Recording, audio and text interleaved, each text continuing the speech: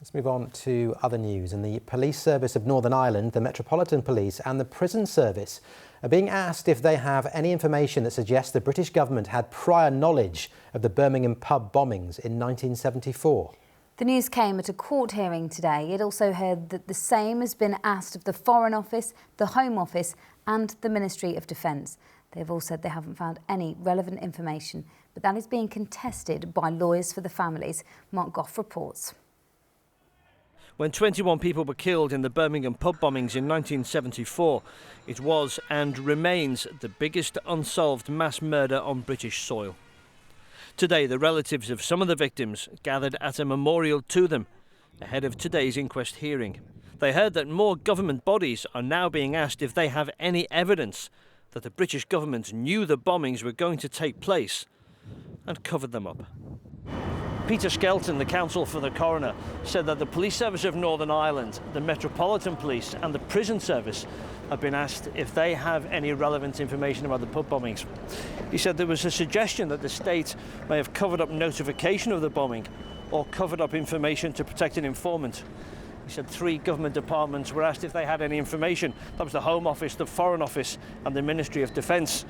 He said they'd done a search and nothing of relevance had been found. We're quite sceptical that the British government does not hold in its archives any material relating to the largest explosion in mainland Britain since the Blitz. We just don't find that credible. The full inquests will start later this year, and the coroner said they will be thorough and independent.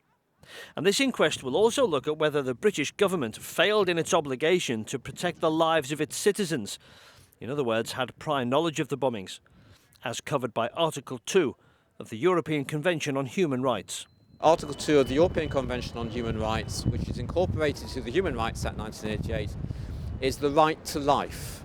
And should the state, the government, agencies of the state, the armed forces, the police, be in any way involved in violating that right to life, therefore there has to be an independent investigation into that violation. Whether it was by commission or omission or culpability, the state has to comply with certain legal principles about the investigation. Well, the fact that the chief coroner is so professional and is a man of high integrity, and he clearly wants to have a totally independent investigative team himself, which is fantastic news for the families and all interested parties, I have to say.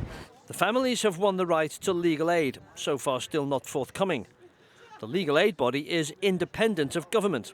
But yesterday, the government's Ministry of Justice, the MOJ, issued a statement explaining that the lawyers hadn't received legal aid yet because they hadn't submitted a completed application.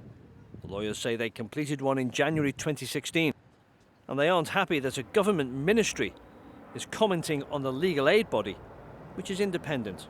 We cannot see why the MOJ is using these sorts of tactics to take attention away from the important work, which is prosecuting these inquests, as opposed to us engaging in what they see as a war of words.